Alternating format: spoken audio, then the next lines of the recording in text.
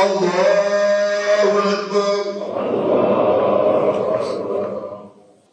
Kile isomo za mubala Uganda tubeera n'okulonda oluvannyuma lwa myaka 5 naye tukubisa kikwatako abali mu nteekateeka eyo eggwanga muliteeketeeke bulungi. Bwe tuwulira nti okulonda kuyinza okubeera akufuga ekifo gye tuli tuyinza okugyawo tugatutabulenga binawazisazirewo naye okuteekateeka okulonda okulimu okuba abantu okubalumya okubateeka mu drone eyo si mbeera yaffe nga bannayuganda. Tukkirize bwe twataddewo okulonda okufanya kubeerewo naye nga kwa mirembe. Tusuubira nti mwezi okujja mwezi ogw'omunaana eyo wateekwa okulonda okwa Uganda yonna naye mu kuteeketeeke nga tekujja kulumya abantu tulabe ku nkyukakyuka n'embeera nga biyinza okutambula mu ngeri esinga okubeera ey'emirembe.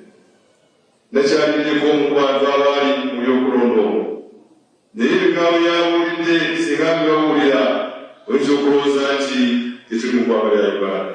N'olwekyo abakuba abantu ne babuvunyabunya abantu kiseera kweddeko oyakuba omuntu amusanga tobotoyamukuba oyinza okulaba bwalajala naye okulonda kubeera kuteekebwateekebwa naye nga kulimu okulumirwa abantu n'okumanya n'okusinga okuwangulwa n'okubeera nti okugwa. Ebyenjigiriza nga kigambibwa oba nga kiroboozebwa oba nga kiteekebwateekebwa okubeera nti amasomero gaffe gabeera nti school fees zisasulwa mu revenue. Tutegeeza tukwatako ti amasomero ago mulaba okubeerawo kwago galina ensonga lwaki weegali. Naddala ludda olwaffe olw'abasiraamu tulina amasomero nga wansi waago yubeeya yegalulira.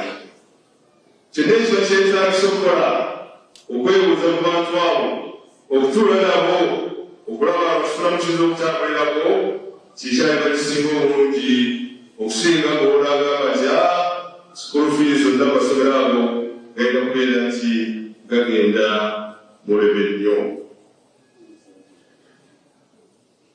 Ekyokubiri